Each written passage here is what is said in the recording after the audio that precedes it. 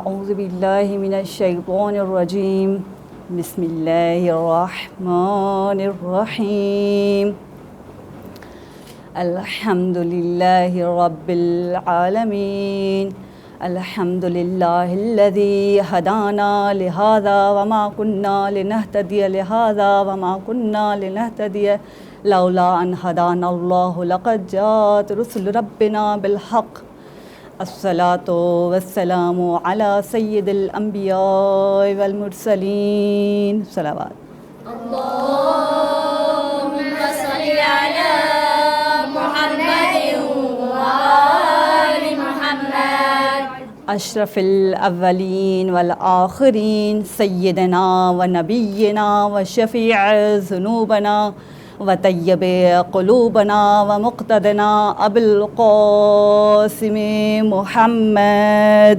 अल्लाहुम्मा सल्लि अला मुहम्मदिन व आलि मुहम्मद व इतरतिहि तय्यबीन अत्ताहिरीन अल-मअसूमीन अल-मज़लूमीन लअनतुल्लाहि अला दाइम अजमईन अम्मा बाद फ़क़द क़ाल अल्लाहु तबारक व तआला फ़ी क़ुरआनिल मजीद वल फ़ुरक़ानिल हमीद व क़ौलिल हक़ व हुवा अस्दक़ुस सादिक़ीन बिस्मिल्लाहिर रहमानिर रहीम या अय्युहल्लज़ीना आमनू क़ू अन्फ़ुसकुम अहलीकुम नारा सलावत अल्लाहुम्मा सल्लि अला मुहम्मदिन व आलि मुहम्मद। शुरू कयां थी ख़ुदावंद आलम जे नाले सां जेको बाबरकत आहे, जेको पाक आहे। तमाम तर तारीफ़ूं ख़ुदावंद आलम जे लाइ जेको रहमान ऐं रहीम आहे। तमाम तर तारीफ़ूं उन पाक परवरदिगार आलम जे लाइ जंहिं मिटीअ मां इंसान खे ठाहियो ऐं उनखे अशरफुल मख़लूक़ात जो दर्जो अता फ़रमायो। तमाम तर तारीफ़ूं उन रब जे लाइ जंहिंजो नालो असांजे दिलनि जी तस्कीन आहे, जंहिंजो ज़िक्र सभिनी मर्ज़नि जी शिफ़ा आहे।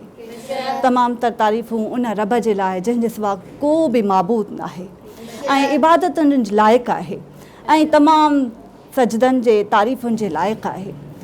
दुरूद ऐं सलाम हुजे मोहम्मद आले मोहम्मद ते ऐं ख़ुदा जी तारीफ़ इतां बि अर्ज़ु कंदी हलां त ख़ुदा जी तारीफ़ उन रब जी तारीफ़ जंहिं असांखे हज़ार नेमतुनि में हिकु अहिड़ी नेमत अदा कई जंहिंजो ता ज़िंदगी आख़िर ताईं असां शुक्र अदा कयूं पर असां शुक्र अदा नथा करे सघूं।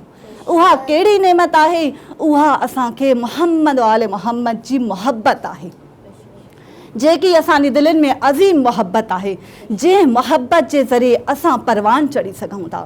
बस अर्ज़ु कंदी हलां त तव्हांजे साम्हूं जंहिं आयत जो मूं शरफ़ हासिलु कयो पढ़ण जो, उहा आहे सूरह तहरीम जी आयत नंबर 6। मुंहिंजो मौज़ू आहे तरबियत औलाद। उनजो तर्जुमो कुझु ईअं आहे, ख़ुदावंद आलम क़ुरआन में फ़रमाए थो या अय्युहल्लज़ीना आमनू, यानी ए ईमान आणण वारो, क़ू अन्फ़ुसकुम, पंहिंजे नफ़्सनि खे, अहलीकुम नारा, पंहिंजे नफ़्सनि खे, पंहिंजो पाण खे ऐं पंहिंजे ख़ानदान वारनि खे, पंहिंजे अहलो अयाल खे छा खां बचायो? नार माना जहन्नुम जी बाहि खां बचायो। उन खां पोइ असांजो इमामुल मुत्तक़ीन इमाम अली इब्न अबी तालिब जन इरशाद फ़रमाइनि था त सुठी तरबियत ॾियो ऐं नेक तालीम ॾियो ताकी पंहिंजे ॿारनि खे तव्हां जहन्नुम जी बाहि खां बचाए सघो। बस अर्ज़ु कंदी हलां त जॾहिं हीअ आयत नाज़ुल थी, जेकी सूरह तहरीम जी आयत नंबर 6 तव्हांजे आॾो बयानु कई, त इमाम जाफ़र सादिक़ सलाम अलैहि जन फ़रमाइनि था अल्लाहुम्मा सल्लि अला मुहम्मदिन व आलि मुहम्मद। फ़रमाइनि था त जीअं हीअ आयत नाज़ुल थी त हिकिड़ो शख़्स उते वेठल हो महफ़िल में ज़ारो क़तार रोअण लॻो त सभु ताजुब में पइजी विया त हीउ छो थो रोए। फ़ौरन तमामु घणो रोअण खां पोइ चवणु लॻो त मां त पाण खे ई बचाइण लाइ जहन्नुम जी बाहि खां आजिज़ हुयमि, हाणे वरी मूं ते ॿी ज़िमेदारी बि सौंपी वई त पंहिंजे ख़ानदान वारे खे बि जहन्नुम जी बाहि खां बचायां। इन लाइ उन खां पोइ नबी साईं जन उते इरशाद फ़रमायो त कोई मुश्किल न आहे। कीअं आसान आहे? नबी साईं जन बिल्कुलु आसान करे इरशाद फ़रमायो त जंहिं जंहिं कम खे तव्हां अंजाम ॾियो था, यानी जंहिं जंहिं नेकीअ खे तव्हां अंजाम ॾियो था, जेके जेके सुठा कम तव्हां बि कयो था, उहे ई पंहिंजे ॿारनि खे, पंहिंजे ख़ानदान वारनि खे तरग़ीब ॾियो, उन्हनि जी तालीम ॾियो ताकी उहे बि उहे सभई नेक कम अंजाम ॾियनि। उन खां पोइ फरमायो त जंहिं बुराईअ खां बुरनि कमनि खां गुनाहनि खां पाण खे बचायो था उन्हनि सभिनी बुराइनि खां बुरनि कमनि खां पंहिंजे औलाद खे पंहिंजे ख़ानदान वारनि खे बि बचायो। बिल्कुलु आसान आहे। इन जे लाइ जीअं क़ुरान में इरशाद थियो त पाण खे पंहिंजे औलाद खे जहन्नम जी बाहि खां बचायो, त असां कीअं बचाए सघूं था? सभ खां पहिरियां त औलाद कंहिंजी ज़िमेदारी आहे? ख़ुदावंद आलम हिकु ज़िमेदारी, हिकु माना असांजे मथां जेके वालिदैन जे मथां हिकु ज़िमेदारी ॾिनी त हीअ जेकी औलाद तव्हांखे अता फ़रमाई, हीअ नेमत जेकी अता फ़रमाई, इन जो वॾो दर्जो आहे, वॾी ज़िमेदारी आहे। त ख़ुदावंद आलम त जॾहिं औलाद अता फ़रमाईंदो आहे त ॿार कीअं ईंदो आहे दुनिया में? बिल्कुलु गुलनि जियां हूंदो आहे। नबी साईं फ़रमाइनि था त नंढड़ा ॿार बिल्कुलु गुलनि जियां नुमाया हूंदा आहिनि ऐं ख़ुशबूदार हूंदा आहिनि। 7 सालनि जो ॿार, 7 सालनि ताईं नबी साईं जो हदीस आहे त उन्हनि ते का बि सख़्ती, का पाबंदी न लॻाई वञे। छाजे करे? जो हू असांजे मथां हाकिम आहिनि, आका आहिनि, माना हिकु बादशाह वांगुरु उन्हनि खे असां डील कयूं। पहिरें साल खां वठी 7 साल ताईं तरबियत जा नबी साईं जन फ़रमाइनि था त 3 मरहला आहिनि ॿारनि जी तरबियत जा। पहिरियों जेको मरहलो आहे ॼमंदे खां वठी 7 सालनि ताईं उनखे असां का बि सख़्ती, का रोक टोक न कयूं, बल्कि आराम सां ॻाल्हायूं, अदब सां ॻाल्हायूं ऐं सुहिणे नमूने उन जी तरबियत कयूं ऐं उन ते रोक टोक न कयूं। हा, जेके नुक़सान वारियूं शयूं आहिनि या परहेज़ वारियूं शयूं आहिनि पहिरें ई उन्हनि खे परे हटाए छॾियूं। असां ॾिसूं था त हिन महिल जेको माशरो आहे, अॼुकल्ह जो माशरो, उन में तरबियत तमामु घणी ज़रूरी आहे। अॼुकल्ह जे माशरे में ॿारनि जी तरबियत करणु, जे टेक्नोलॉजी दौरु आहे, कंप्यूटर जो दौरु आहे, ॿारनि खे बुराइनि खां बचाइणु तमामु मुश्किल आहे। लेकिन अगरि असां पाण तरबियत याफ़्ता हूंदासीं, नेक तालीम हूंदी, त असां पंहिंजे ॿारनि खे बुराइनि खां बि बचाईंदासीं ऐं नेक तालीम बि ॾेई सघूं था। जीअं त हदीस आहे इमाम हसन अस्करी अलैहिस्सलाम जी,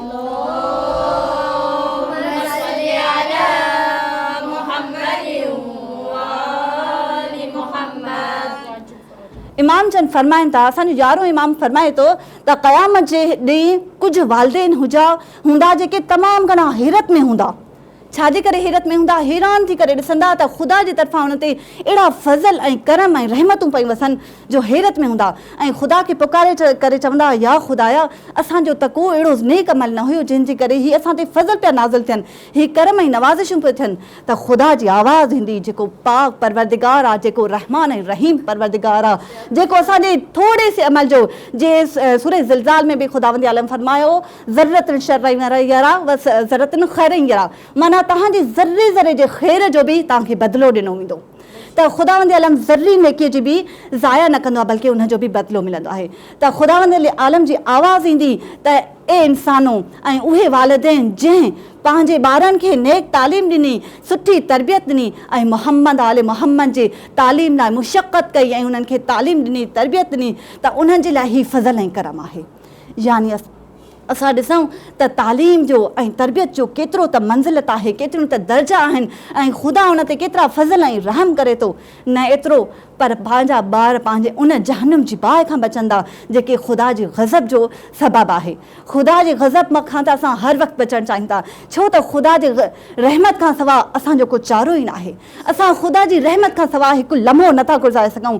अगरि असां वहदानियत ते न हुजूं हा ऐं ख़ुदा जो करम न हुजे हा, असां में का नेकी न हुजे हा ऐं ख़ुदा न ख़ास्ता असां ते को नमर थिए ऐं ख़ुदा जी रहमत हटी वञे, त असां हिकु लम्हो बि न जी सघंदासीं, ख़ुदा जी रहमत खां सवाइ न जी सघंदासीं। जीअं मौला अली जन बि दुआ कुमैर में इरशाद फरमाइनि था, ख़ुदावंद आलम मां सभु कुझु बर्दाश्त करे सघां थो, लेकिन तव्हांजी नाराज़गी, तव्हांजो ग़ज़ब नथो बर्दाश्त करे सघां। छाजे करे? जो असांजो जिस्म इलाही नरम ऐं नाज़ुक हूंदो आहे ऐं दुनिया जूं सख़्तियूं बर्दाश्त न करे सघंदो आहे, त ख़ुदा जी नाराज़गी ऐं जहन्नम जी बाहि ऐं तपिश खे कीअं बर्दाश्त करे सघंदो। बसि मुख़्तसिर कंदी हलां ऐं पंहिंजे इन मौज़ू जेकी तरबियत औलाद आहे उनखे मुख़्तसिर कंदी हलां त अर्ज़ु कयां त माना तरबियत औलाद तमामु घणी ज़रूरी आहे। जीअं नबी साईं जी हदीस आहिनि त पंहिंजे ॿारनि खे सुठनि लफ़्ज़नि सां पुकारियो, अदब वारे लफ़्ज़ सां पुकारियो, इज़त ॾियो, एहतराम ॾियो। महफ़िल में हर जॻह ते असां छा कंदा आहियूं, ॿारनि खे असां चाहींदा आहियूं त रिमोट वांगुरु हलनि, उथारियूं था उथनि, विहारियूं था विहनि, चुप करे वियो, शरारत न कयो। माना असां अहिड़े तरीक़े जा हुन ॿारनि खे डील कंदा आहियूं ॼण रिमोट असांजे हथ में आहे, हू काई मशीन आहिनि। न, बल्कि असां हुननि जी शुरू में तरबियत ई अहिड़ी सुठी कयूं जो असांखे हुननि खे बार बार न चवणो पए ऐं ॿियनि जे आॾो उन्हनि खे तज़लील फील न थिए त असां पेरेंट्स उन्हनि खे छा पिया चयूं, बार बार मना पिया कयूं, रोक टोक पिया कयूं, बल्कि ॿारनि खे छॾे ॾियूं। बसि असांजो अमल जेको हूंदो, जेके असांजो गुफ़्तार हूंदी, रफ़्तार हूंदी, उहो ॾिसी करे ॿारु उअं ई कंदो।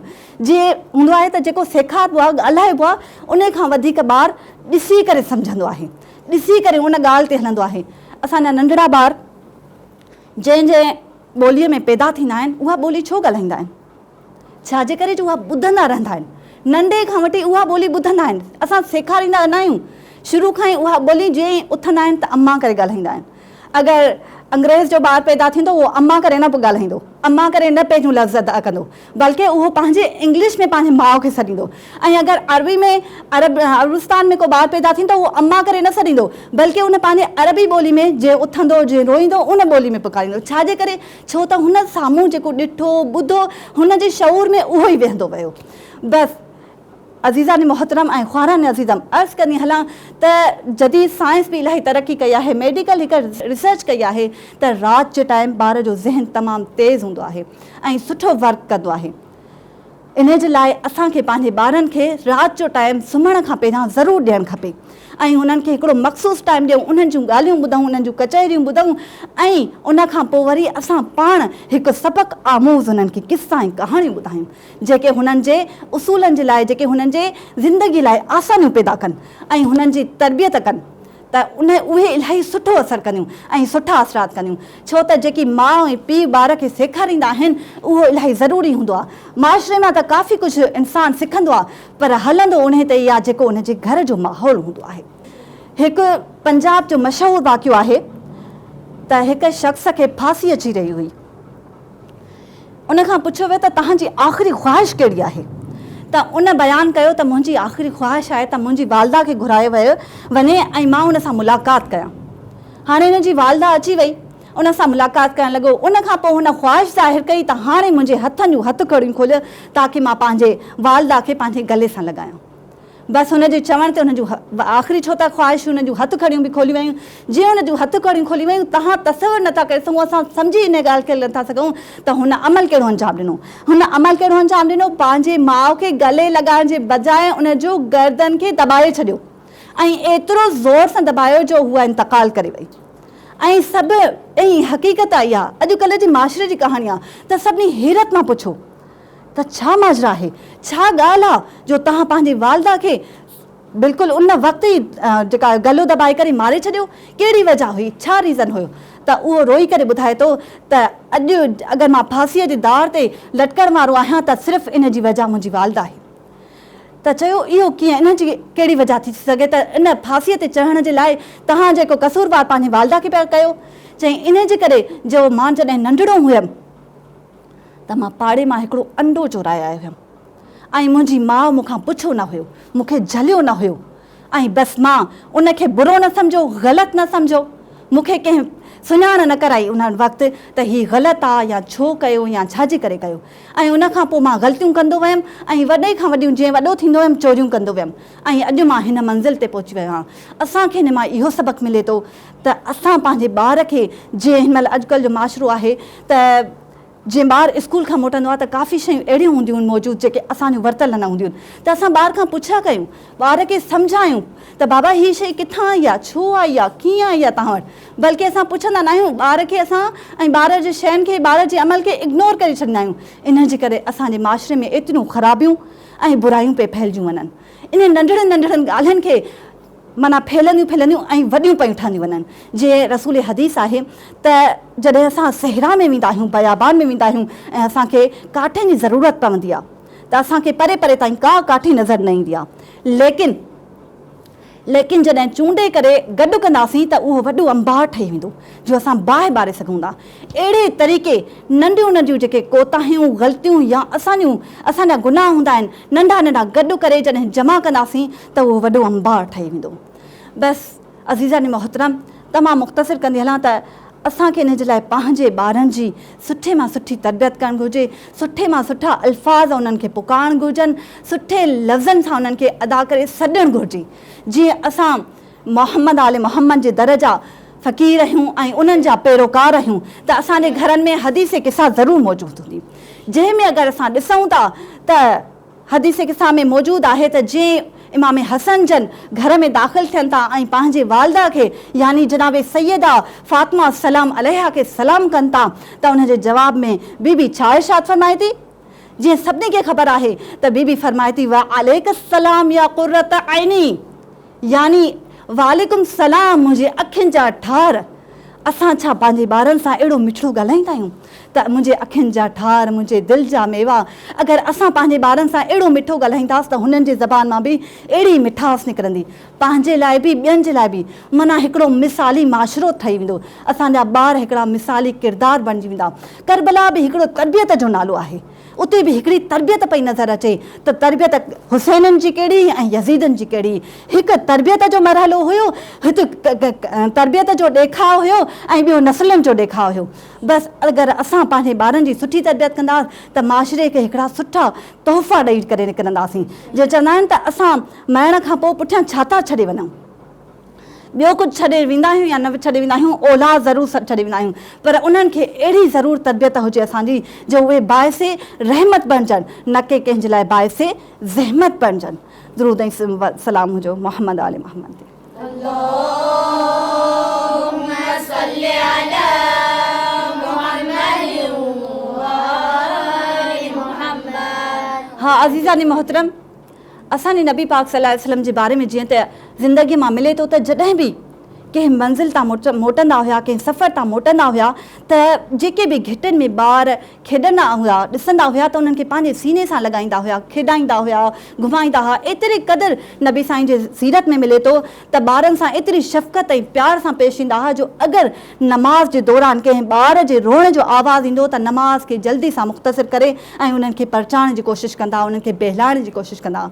यानी ॿारनि खे तमामु घणी अहमियत ॾिननि ऐं ईअं न त सिर्फ़ु पंहिंजे ॿारनि खे, पंहिंजे घर जे ॿारनि खे, हसनैन खे, पंहिंजे औलाद खे, बल्कि जेके बि ॿार ॾिसंदा हुआ सभिनी खे ॾाढी शफ़क़त ॾींदा हुआ, तमामु घणी मोहबत सां पेश ईंदा हुआ।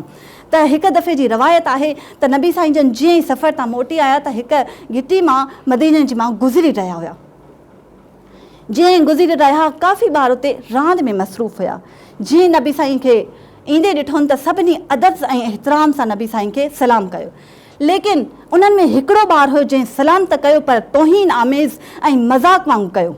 त उन ते नबी साईं जन जो जवाबु छा हुयो, वा अलैकुम सलाम या वलदल हराम। जेके साहब हुया, सहाबी नबी साईं सां गॾु हुया, तमामु घणी ताजुब में अची विया ऐं हैरत में अची विया, उतां गुज़री करे विया हलिया। लेकिन जेके असहाब नबी पाक सां गॾु हुया उन्हनि वञी करे उन ॿार जे पीउ खे ॿुधायो ऐं उहो ॿार जो पीउ रोईंदो रोईंदो नबी पाक जे ख़िदमत में हाज़िर थियो ऐं अर्ज़ु करणु लॻो, या रसूलल्लाह, बेशक तव्हां ख़ुदा जा सचा नबी आहियो, तव्हां सच ई चयो हूंदो, बरहक़ नबी आहियो, तव्हां हक़ चयो हूंदो, पर मूंखे ॿुधायो आहे त इहो माजरो छा आहे, इहा ॻाल्हि कहिड़ी आहे, मुंहिंजो कसूर आहे या मुंहिंजे घरवारीअ जो कसूर आहे? इहो तव्हां कीअं फरमायो त हीअ हराम जी औलाद आहे? मूंखे इहो ॿुधायो, मूं ते वाज़े कयो। त नबी साईं जन छा पिया इरशाद फरमाइनि? नबी साईं फरमाइनि था त जंहिं राति तव्हांजे ॿार जो वजूद अचिणो हुयो, ठहिणो हो, उन राति जे ॾींहं ते तव्हां हराम ग़िज़ा खाधी हुई। सिर्फ़ु छा वजह हुई? पेट में हराम ग़िज़ा जो सबबु हुयो त ॿार जी तरबियत सुठी न थी सघी, उन जी गुफ़्तगू सुठी न थी सघी, उन जो अदब वारो लहजो न थी सघियो। इन जे लाइ असांखे पंहिंजे ॿारनि खे सुठी तरबियत ऐं तालीम सां गॾु गॾु रिज़्क़े हलाल खाराइणु घुरिजे। जीअं आइमा मासूमिन जो इरशाद आहे त हक़ हलाल जी कमाई छा आहे, जहाद जे मिसल आहे। जीअं मैदान जे जंग जे मैदान में तलवार खणी करे जहाद कबो आहे, ईअं ई जेकी कमाई आहे हलाल कमाइणु मुश्किल आहे, लेकिन उअं ई जहाद जेतिरो अजुर ऐं सवाब ऐं मंज़िलत आहे। बसि अज़ीज़ानी मोहतरम, इन जे लाइ तमामु घणी तरबियत अहमियत ॾिनी वई आहे त असां पंहिंजे ॿार सां सुठे लहजे सां पेश अचूं ऐं उन जी तरबियत जेतिरी थी सघे सुठे नमूने सां कयूं, छो त ॿार ई असांजे लाइ हिकु निजात जो बाइस बणिजी सघनि था ऐं इहे ॿार ई असांजे लाइ पकड़ जो बाइस बणिजी सघनि था। छो त अगरि असां खे औलाद में न्याणियूं आहिनि ऐं न्याणियुनि जी तरबियत सुठी न कईसीं, उहे बेपर्दा थियूं ख़ुदा न ख़ास्ता, या तरबियत सुठी न हुई त अगरि महशर मैदान में पुकारियो वेंदो त उन्हनि खे ज़रूरु पुकारियो वेंदो जंहिंजूं न्याणियूं, जंहिंजा जेके भाइर या पीअर या घर वारा उन्हनि खे कुझु बि न चवंदा हुआ त उहे बेपर्दा थी करे ॿाहिरि घुमंदियूं हुयूं, उन्हनि खे बि उन्हनि बेपर्दा औरतुनि सां गॾु बाहि में साड़ियो वेंदो। त इन जो नतीजो असांखे छा थो नज़र अचे त इहा ई तरबियत हूंदी आहे, इहा ई तालीम हूंदी आहे। अगरि असां पंहिंजे ॿारनि खे सुठी तरबियत ऐं तालीम ॾींदासीं त उन्हनि में हिकु मार्फत ईंदी, शनासी ईंदी, दीन जी मार्फत ईंदी त दीन छा आहे, शनास छा आहे, छो त असांजी निजात छा में आहे, दीन आहे।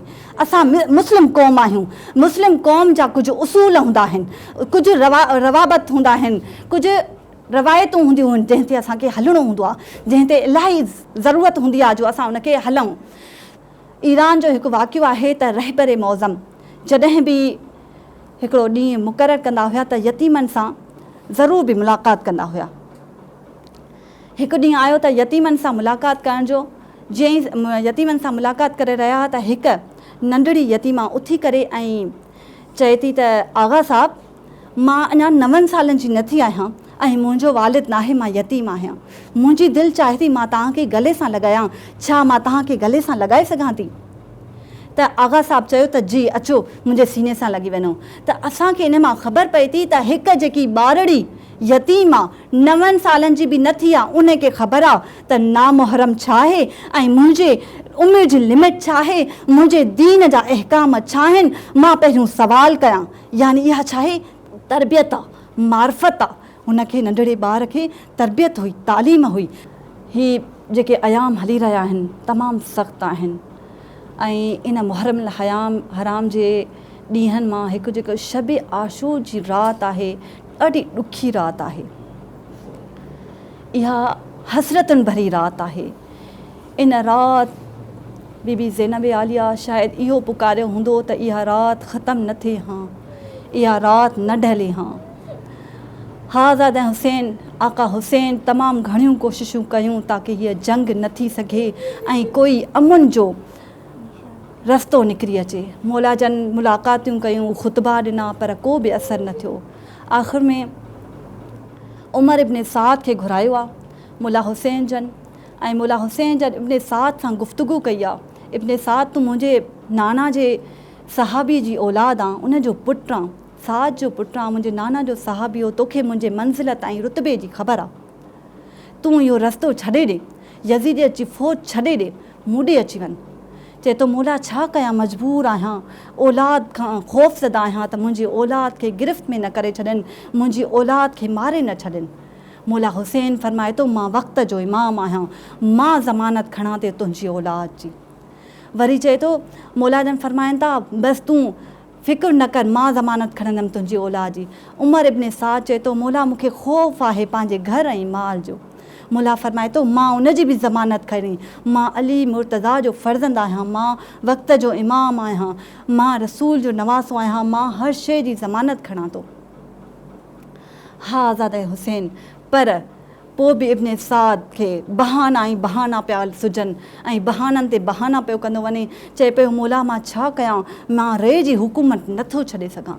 मौला हुसैन फरमाए थो मां तोखे पंहिंजे बाबा अली खां जन्नत में आला मक़ाम वठी ईंदमि। बसि आज़ाद हुसैन, छो त हुनखे मञिणो न हुयो। मौला हुसैन फरमायो तव्हां केतिरा बि बहाना करे वञो, कसूर तुंहिंजो न आहे, कसूर इहा ॻाल्हि आहे त तुंहिंजे पेट में हराम ग़िज़ा आहे। मां केतिरियूं बि ॻाल्हियूं चवां, तोखे हिदायतूं कयां, पर तो ते असरु न आहे थियणो। हा दादा हुसैन, इहा ई ॻाल्हि आहे, इहा ई वजह आहे जो उन्हनि जे पेट में हराम ग़िज़ा हुई, जंहिंजे करे क्या बि हिदायत उन्हनि ते असरु न पई करे। हा दादा हुसैन, शब आशूर जी राति ॾाढी ॾुखी राति आहे, जंहिं राति इमाम हुसैन इन राति खे 3 हिसनि में तक़सीम कयो आहे। पहिरियों हिसो इबादत लाइ मख़सूस कयो आहे, ख़ुदा जी इबादत कई आहे, नमाज़ अदा कई आहे, क़ुर जी तिलावत कई आहे। एतिरियूं त क़ुर जूं आवाज़ूं बुलंद थी रहियूं आहिनि जो हर खेमे मां, हर जॻह तां क़ुर इबादत जूं आवाज़ूं अची रहियूं आहिनि। आज़ाद हुसैन ॿियो हिसो तक़सीम कयो आहे मुलाजन असहाब सां कचहरी लाइ, 3 हिसो तक़सीम कयो आहे पंहिंजे अहल बैत सां कचहरी लाइ। हा ज़ादा हुसैन, छा ॿारनि सोचियो हूंदो त सुभाणे छा थियणो आहे ऐं सभिनी खे यकीन हो त सुभाणे कोई बि न बचंदो।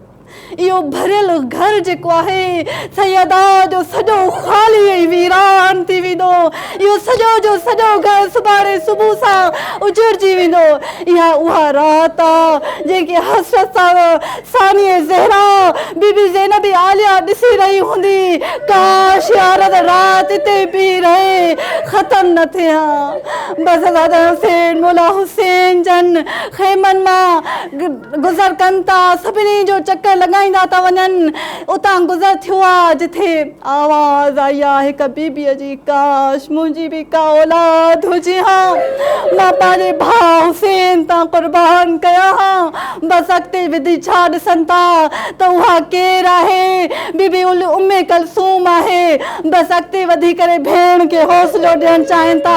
अॻिता ॾिसनि था मौला अब्बास आयो आहे, चवनि था कलसूम फिक्र न कर, मां करबला में जॾहिं क़ुर्बानी पेश कंदमि, मां चवंदमि मां पंहिंजे भेण कुलसूम जे तरफ़ां पंहिंजे भाउ हुसैन तां क़ुर्बान थी रहियो आहियां। बसि ज़ादा हुसैन मौला हुसैन हर ख़ैमे में अलॻि अलॻि आयो आहे, सभिनी सां कचहरियूं कयूं आहिनि, ॻाल्हियूं कयूं आहिनि। न ॼाणे पंहिंजी धीउ सां आख़िरी राति कीअं गुज़ारे हूंदी। उहा सकीना जेकी पंहिंजे बाबा जे अलावा कंहिं जॻह ते आराम न कंदी हुई, पंहिंजे बाबा जे अलावा सीने जे अलावा किथे निंड न ईंदी सकीना खे।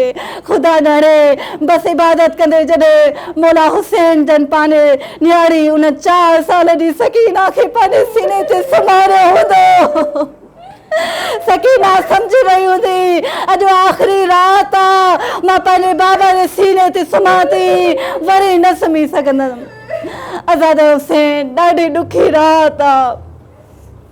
बीबी ज़ैनब आलिया हर ख़ैमे में ॾिसूं था, बीबी ज़ैनब आलिया पंहिंजे ओनो मोहम्मद खे खणी वेठी आहे, उन्हनि खे सम्झाइनि था सभिनि खां पहिरियां तव्हां वञो।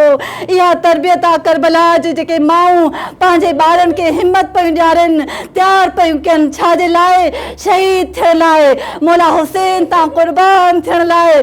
सुभाणे सभिनी खां पहिरियां तव्हां वञो, असांजी कमाई क़बूल थी वञे।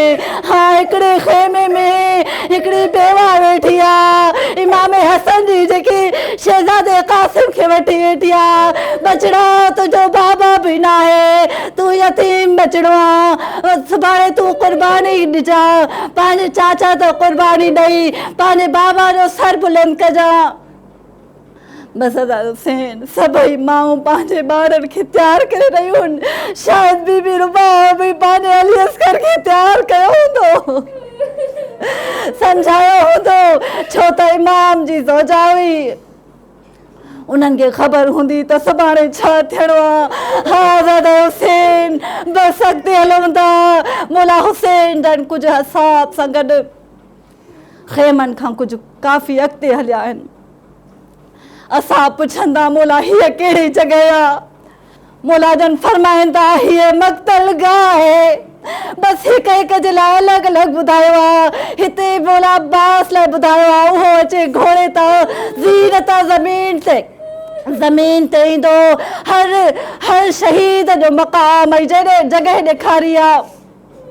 आज़ाद हुसैन काफ़ी अॻिते हली करे मौला हुसैन जन फरमाए था, ए मुंहिंजा असाब हिते रुकिजी वञो, अॻिते न अचिजो। मौला हुसैन खे अर्ज़ कंदा मौला इहा कहिड़ी जॻह आहे जो अॻिते नथा अचनि ॾियो। मौला हुसैन फरमाइनि था इहा मुंहिंजी मक़तल गाह आहे, हिते मुंहिंजी अम्मा सैयदा फातिमा अची वेठियूं आहिनि, जेकी मदीने खां हली करे मुंहिंजी मक़तल गाह खे साफ़ करे रहियूं आहिनि, गोद वांगुरु बढ़ाए रहियूं आहिनि, ताकी मुंहिंजो बछड़ो जेको नाज़नि सां पलियल आराम सां लहे। हा आज़ाद हुसैन उहा ॾुखे पहलू वारी सैयदा फातिमा ज़हरा जेकी मदीने खां हली पंहिंजे पुट जे लाइ जेको नाज़नि सां पलियल हुसैन हुयो। हाँ आज़ाद हुसैन ॾाढी ॾुखी राति हुई। बसि आज़ाद हुसैन जॾहिं शब गुज़री चुकी, सुबुह थी वियो आशूर जो, अली अकबर जी आज़ान थी वई। आज़ाद हुसैन आज़ाद न हुई, सभिनी जे लाइ हिकिड़ो मसाइब हुयो। आज़ाद हुसैन बस शहादतूं जॾहिं थींदियूं रहियूं, जॾहिं सभु शहीद थी विया, ख़ैमा ख़ाली थी चुको। आज़ाद हुसैन भरियो घर लुटिजी वियो ज़हरा जो। आज़ाद हुसैन जॾहिं सॼो घर लुटिजी वियो, सभु शहीद थी विया, मौला हुसैन जन सदा ॾियनि था, हल मिन नासिर यंसुरना, आहे कोई जेको मुंहिंजी मदद करे। बसि इहो आवाज़ ॿुधो आहे, नंढड़ो अली असगर पाण खे झूले मां किराए पियो। आज़ाद हुसैन मौला बीबी ज़ैनब आलिया सॼो आहे, भाउ हुसैन हेॾा अचो हा, ही ॾिसो अली असगर पाण खे तव्हांजी सदा ते झूले मां किराए रहियो आहे। मौला हुसैन फरमायो, ॾियो आहे मां हिन खे तयारु करे ॾियो त पाणी प्यारे चा। आज़ाद हुसैन जीअं जो तयारु करे ॿाहिरि खणी आया आहिनि, मतलब उन्हनि सम्झो हुसैन हथनि ते क़ुरान खणी आयो आहे। आज़ाद हुसैन जीअं जो अॻिते खणी आया आहिनि, क़ुरान सम्झो आहे, ऐं हुरमला तीर खणी अॻिते वधियो। उन मासूम जे गले ते तीर हयो आहे, जेको 3 नोकुनि वारो आहे। तीर बि नाज़ुक गले ते जीअं जो हलियो आहे त ख़ैमे जे दर खां माउ ॾिसी रही आहे, चए थी हुरमला छा तूं औलाद वारो नाहीं? अल्लाह अल्लाह क़ौमुल ज़ालिमीन। सब्सक्राइब कयो असांजो official YouTube channel SIM TV HD Islamic, ऐं वधीक अपडेट लाइ बेल आइकन खे क्लिक करियो।